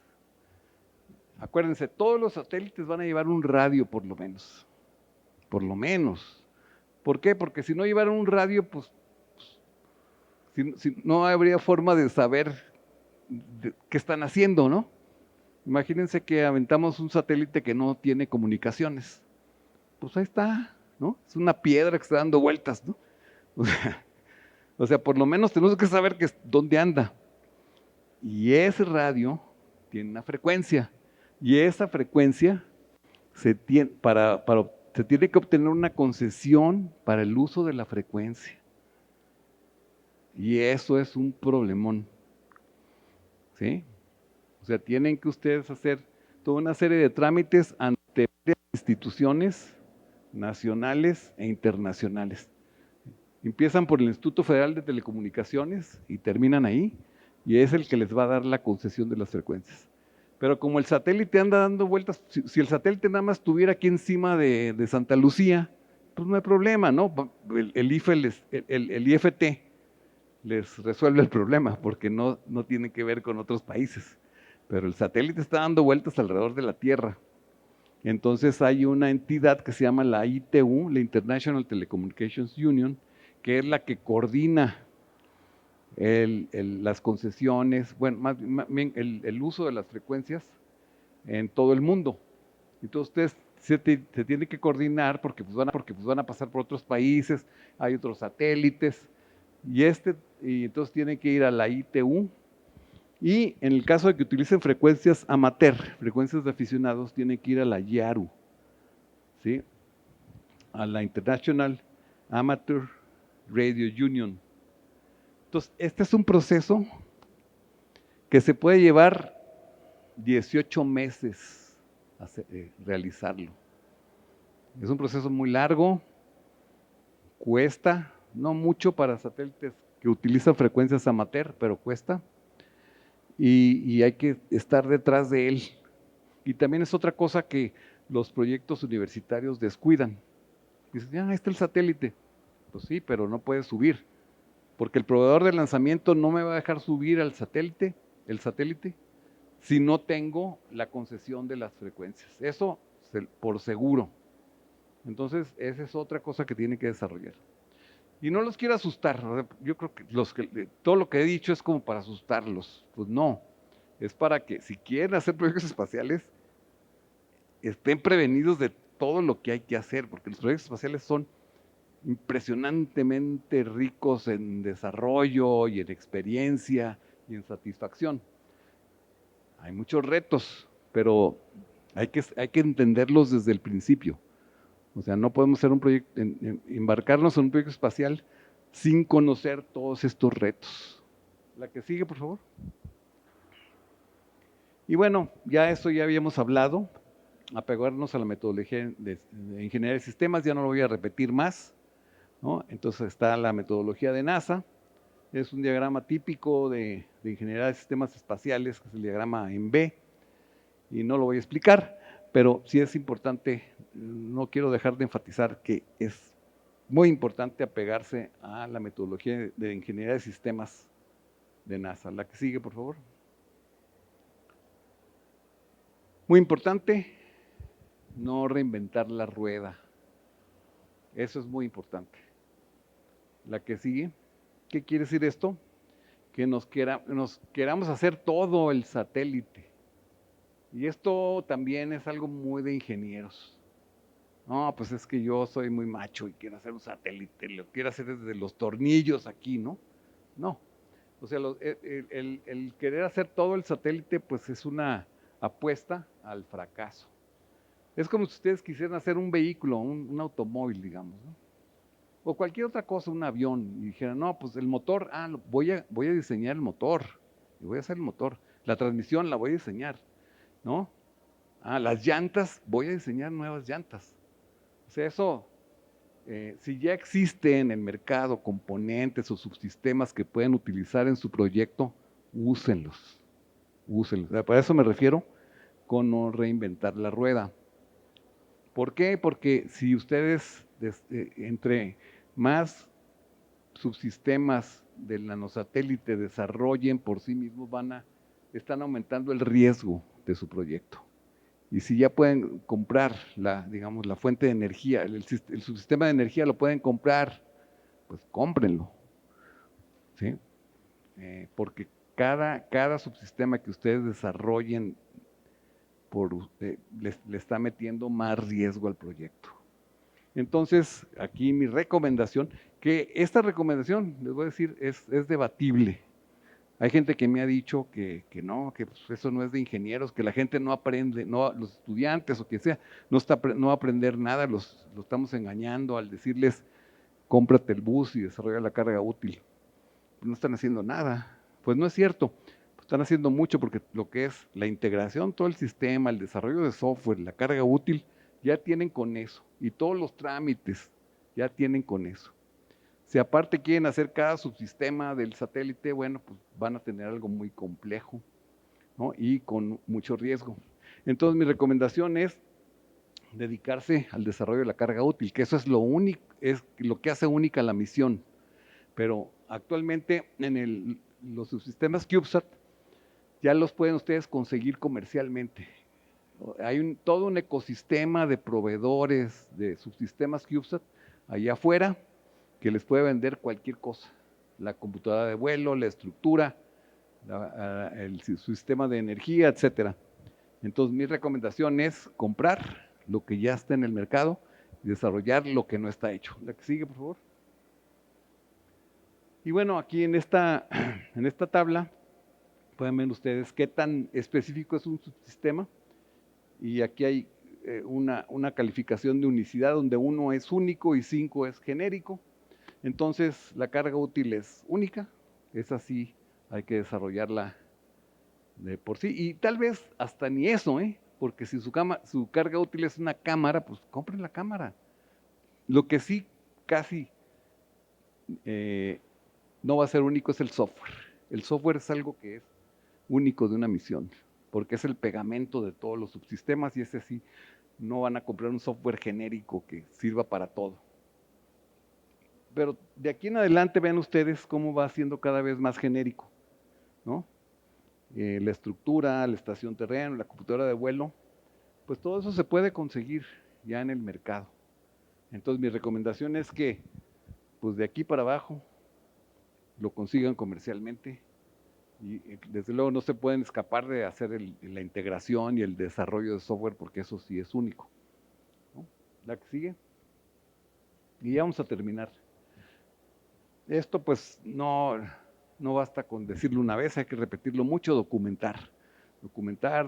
Los ingenieros tampoco nos gusta mucho documentar, pero sí hay que tener la disciplina de documentar porque pues con eso tenemos una referencia para pues ir viendo el desarrollo del proyecto, ir corrigiendo errores, ¿no? Entonces es importante tener, por ejemplo, un sistema colaborativo de administración de proyectos, llevar una bitácora semanal en donde se registren las actividades realizadas, por realizar, los hitos, los riesgos, etcétera. La que sigue, por favor. El software.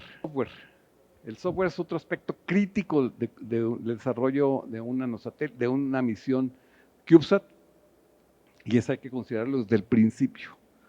Muchas veces se deja para el final el software, y el software tiene que ir igual que tiene que considerarse desde el principio del proyecto, irlo definiendo y irlo desarrollando, definir qué plataforma vamos a utilizar. También para desarrollar el software ya hay toda una serie de herramientas. No se hace con las uñas el software, así que vamos programando en C y a ver qué pasa, o en Python y a ver qué pasa. No, ya hay toda una serie, igual que el desarrollo de cualquier sistema, ya hay jerarquías, hay sistemas operativos en tiempo real, hay marcos de software que nos dan capas que nos permiten hacer el desarrollo de software más ágil y menos riesgoso. Pero hay que considerarlo desde el principio. La que sigue. Otra cosa es especial cuidado en cumplir con estándares y normas. Muy importante, muy importante. Esto pues es como sentido común, pero hay que decirlo. Si por ejemplo ustedes van a subir un satélite a través de la Estación Espacial Internacional, pues la Estación Espacial Internacional tiene sus estándares que tienen que cumplir, y si no los cumplen nunca van a subir. Entonces, apegarse a estándares y normas, ser muy cuidadoso en eso. La que sigue.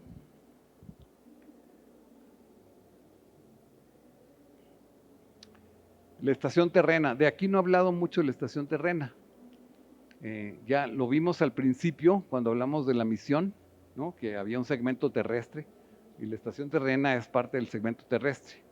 Es otra cosa que generalmente se deja al final, al aventón, porque es algo que se compra y que parece muy sencillo. La estación terrena pues es el radio, transmisor, receptor que se comunica con el segmento espacial, y parece algo muy sencillo y no lo es. Muy importante considerar la estación terrena desde el principio, aprenderla a usar, hacer pruebas, etcétera, etcétera, para no tener luego sorpresas, que luego sucede que pues ya tenemos todo y ahora bueno, ¿y qué? No, pues no hemos comprado la estación terrena, y entonces, no, pues generalmente dice, pues algo muy sencillo, y pues es una antena y tiene unos motorcitos, y la estación terrena es algo de lo más importante y es vital para el desarrollo de la misión, porque es con la que ustedes van a comunicarse con el satélite, y por lo tanto es importante considerarla desde el principio del proyecto. ¿La que sigue? Ya.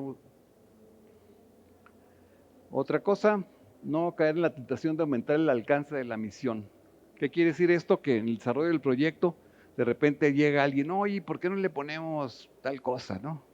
¿Por qué no le ponemos tal aditamento o tal otro, hacerlo que haga más cosas? O sea, es importante que cuando ustedes hacen un diseño, una vez que lo cerraron, se queden ahí y no empiezan a inventar como dicen, o sea, hacerle como más bellezas que haga el proyecto. Tiene que trabajar con lo mínimo que se diseñó que se definió desde el principio, y apegarse a eso, no caer en la tentación de meterle bellezas al proyecto o nuevos aditamentos, porque están aumentando el riesgo. ¿La que sigue? Y bueno, ya estoy terminando aquí. Esto tiene que ver con la falta de fondos.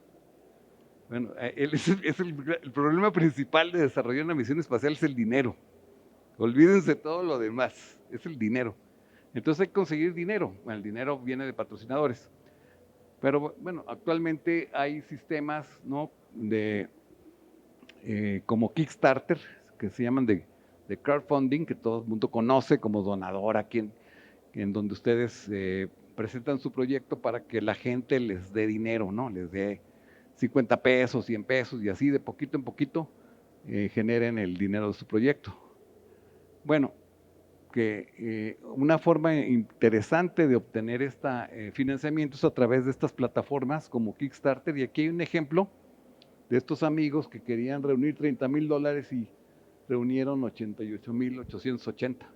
Entonces, sean creativos también para la obtención de patrocinios. Y una forma es estas plataformas como Kickstarter, Donadora y muchas como ellas, ¿no?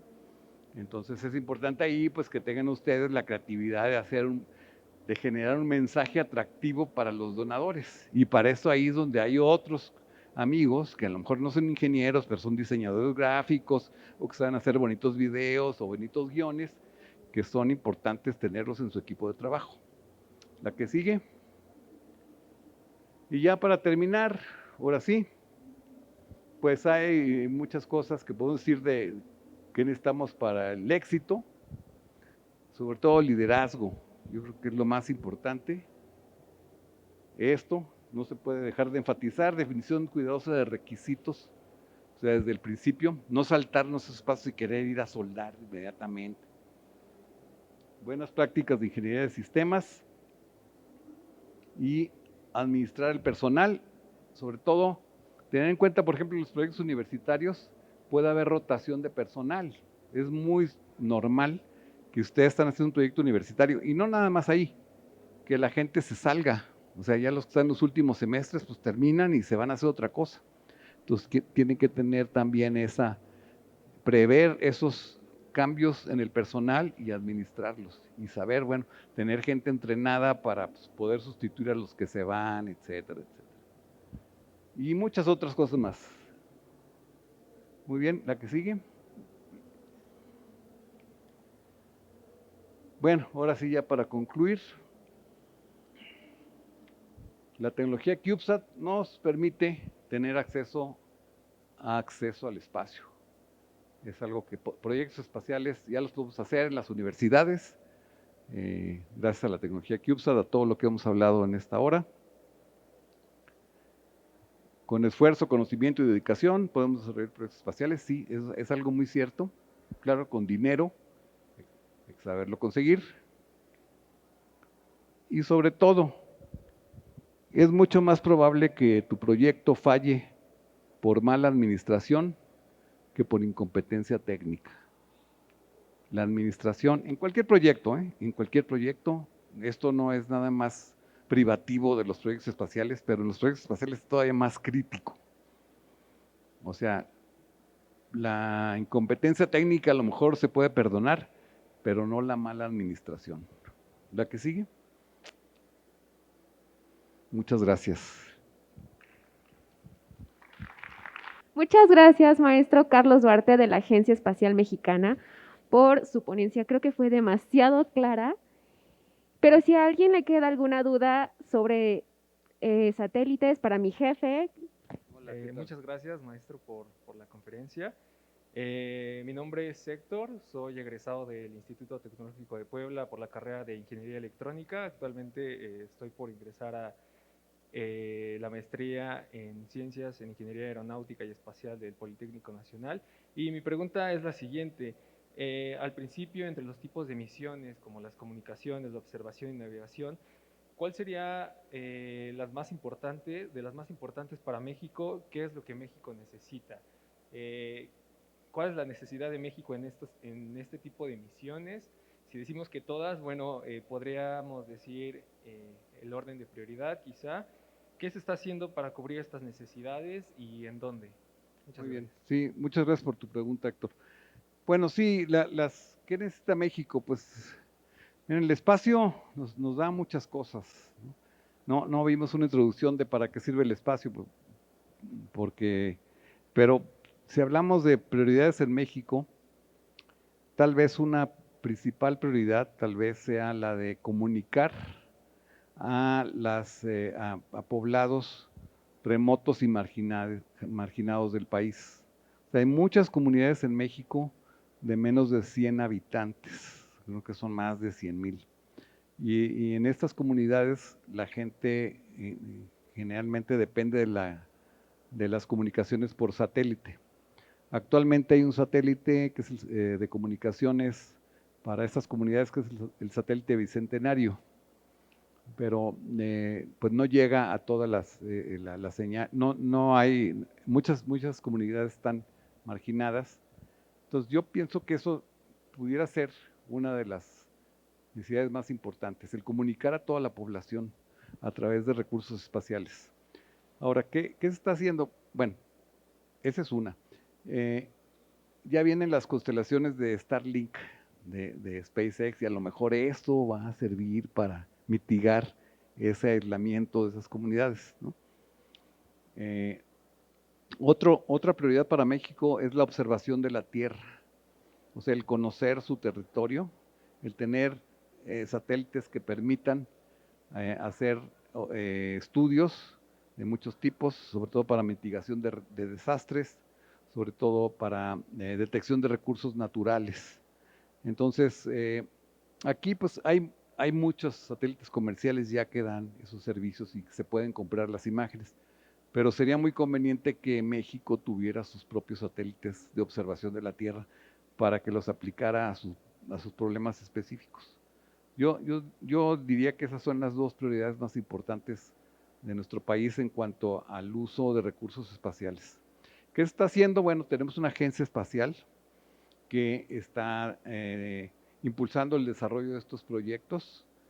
Son proyectos que requieren pues, mucho financiamiento, y lo que está haciendo la agencia espacial está articulando esfuerzos con otros sectores como las universidades, otras empresas, y generando un ecosistema de actores espaciales para que en un momento dado se generen estos activos espaciales en México.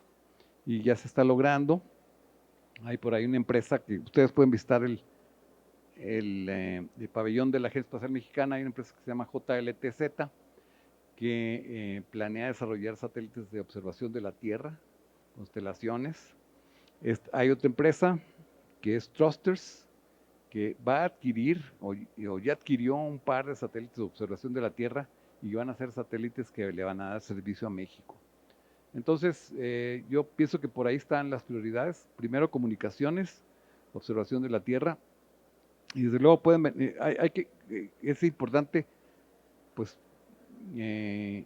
prever muchas cuestiones que vienen, por ejemplo, lo del cambio climático que estamos viendo ahora, todas estas inundaciones y sequías en diferentes lugares y que nos están afectando nuestro territorio. Para eso tenemos que tener todos estos sistemas espaciales que nos permitan conocer mejor cómo está sucediendo el cambio climático y prevenir desgracias y mitigarlas, etcétera. Entonces, por ahí va la cosa. Y no nada más la Agencia Espacial Mexicana está trabajando en esto, hay empresas privadas y desde luego hay todo un ecosistema de organizaciones que están dedicadas también al desarrollo espacial, a lo mejor de manera indirecta. La Agencia Espacial está liderando el desarrollo de satélites. Y bueno, actualmente tenemos en la Agencia Espacial Mexicana, estamos por inaugurar 2 centros de desarrollo espacial, uno en el Estado de México, muy cerca de aquí, en la ciudad de Tlacomulco, y otro en el estado de Zacatecas. Entonces ahí vamos. Buenas tardes, igualmente agradecerle su ponencia, mucha claridad y la verdad todo quedó perfecto. Yo soy economista y actualmente estudio una maestría en desarrollo económico y cooperación internacional y justo creo que estos temas pues están en la agenda, ¿no? Como una prioridad justamente para que nuestro país despegue en estos dos sentidos y bueno, quisiera abordar la pregunta en este aspecto, ¿no? De los satélites, ¿con qué países cooperamos principalmente, ¿no? Y históricamente, ¿cuál ha sido el avance? Porque este desarrollo me parece que es muy actual. Entonces, bueno, esa era la pregunta. Y la segunda, usted mencionó que los satélites tienen usos también militares. No sé si podría darnos ahí una pista, ¿no? De para qué se utilizan. Y finalmente, bueno, también tenía la duda, ¿no? De quién era o cuál es la principal barrera que enfrentamos en México en el caso del desarrollo de nanosatélites. Muchas gracias. Muy bien. Bueno, primera pregunta, ¿con qué país cooperamos? Con muchos países. La Agencia Espacial Mexicana tiene convenios de colaboración con pues, unos 12 países por lo menos. Tenemos cooperación con la NASA, yo creo que es donde tenemos una colaboración más estrecha por la cercanía con Estados Unidos. Y, por ejemplo, este proyecto de la constelación Aztexat lo vamos a desarrollar con la NASA. Desde luego tenemos cooperación con otras agencias espaciales, con la Unión Europea, con la ESA, y en menor grado con otros países como Japón, como con JAXA, Con India tenemos una muy buena relación, hemos tenido acercamientos donde hemos tenido capacitaciones. India es un país muy desarrollado en la cuestión espacial, bastante desarrollado, bastante pues mejor que México, con una tradición de desarrollo desde los años 60. India ya tiene sus propios propulsores, sus propios lanzadores y satélites de comunicaciones y de observación de la Tierra. Entonces, son los países, digamos, principales con los que interaccionamos. Actualmente estamos empezando a tener interrelación con otros países de América Latina. Se acaba de crear la Agencia Latinoamericana y Caribeña del Espacio. El sábado pasado se firmó un acuerdo que lo firmaron 18 países. Entonces, esto va a generar una cooperación con países como Ecuador, como Venezuela, como Argentina y otros más. Entonces, esperemos que esta colaboración sirva para unir fuerzas y desarrollar proyectos conjuntos que le sirvan a todos los países. Aquí hay una ventaja ahí muy, muy interesante, que si cada país pone, digamos, una cierta cantidad de dinero, entonces lo vas a multiplicar por 18 y vas a tener una buena cantidad de dinero para generar un proyecto que le dé servicio a todos los países, digamos un satélite de observación de la Tierra. Entonces, eso es algo que ya viene y bueno, eso es en lo que respecta a la cooperación con otros países. Tu otra pregunta fue sobre los aspectos militares, ¿no? Bueno, sobre los aspectos militares, pues no, hay cosas que no se saben, precisamente porque son secretas, ¿no? La principal aplicación militar es el espionaje, son los satélites de observación de la Tierra. De hecho, los primeros satélites de observación de la Tierra eran militares. No se hicieron para ver la Tierra y para ver los recursos, sino se desarrollaron en la época de la Guerra Fría, donde Estados Unidos y la Unión Soviética eran rivales y entonces empezaron a generar estos satélites para inspeccionar sus bases de armamento, ¿no? Sus bases de lanzamiento, y porque tenían miedo, ¿no? Y entonces desarrollaron tecnologías muy sofisticadas para la época, para tomar fotografías de alta resolución de un país sobre el otro. Y de hecho, los primeros satélites, esta es una cosa curiosa, los primeros satélites de observación de la Tierra militares de Estados Unidos tomaban fotografías con un rollo fotográfico, un sistema mecánico, un rollo fotográfico, y lanzaban el rollo del satélite hacia la Tierra. Y un avión los cachaba el rollo con una red. O sea, algo así impresionante. Entonces, esa es una de las aplicaciones militares, digo, la más conocida, pero desde luego hay muchas más que no sabemos, ¿no? Que no sabemos. Se habla pues de armas. Hay como un acuerdo entre la mayor parte de los países de no militarizar el espacio. Bueno, más bien no poner armamentos en el espacio, ¿no? Pero quién sabe si se esté cumpliendo. Ha habido países que han diseñado lo que llaman armas cinéticas, o sea que avientan un satélite contra otro para destruir satélites. Y hay todo pues un riesgo de acabar con la infraestructura satelital, ¿no? Porque la infraestructura satelital, pues, bueno, otra aplicación militar son los satélites de navegación, que ahora ya los utilizamos pues, en el Waze para irnos, ¿no? Para saber dónde estamos, pero el origen de la constelación GPS fue militar.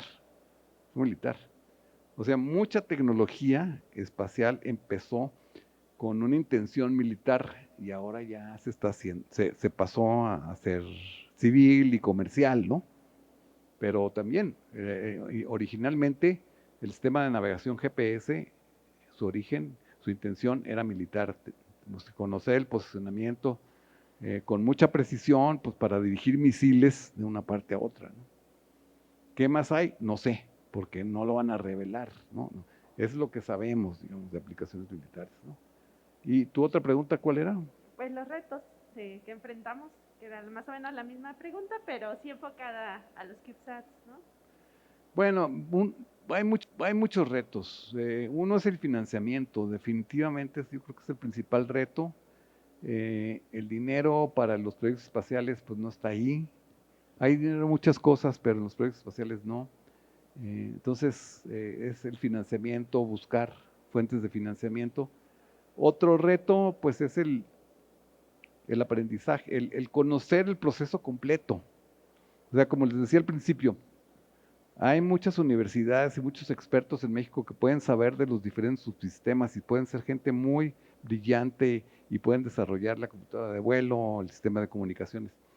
Pero dominar el proceso completo de desarrollo de una misión espacial, ese es un reto también, que me parece que no se ve en las universidades, no se ve ni hay todavía empresas en México, tantas empresas. O sea, otro reto pues es desarrollar una industria espacial en México. O sea, no nada más esté la Agencia Espacial Mexicana como un actor, sino que hay empresas pequeñas que pueden ser ustedes. O sea, hay muchos ejemplos en otros países en donde hay emprendedores espaciales jóvenes que han hecho cosas muy importantes y que se puede hacer, o sea, es cosa de tener la intención y trabajar mucho y conseguir financiamiento. Si ustedes tienen un proyecto interesante, yo estoy seguro que pueden conseguir financiamiento de capital ángel, capital de riesgo, no nada más mexicanos, sino de otros países, ¿no?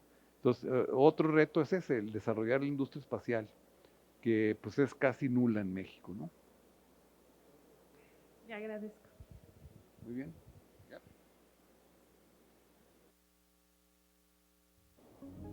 Muchas gracias. Un aplauso para mi jefe, el maestro Duarte, de la Agencia Espacial Mexicana, y le damos su reconocimiento.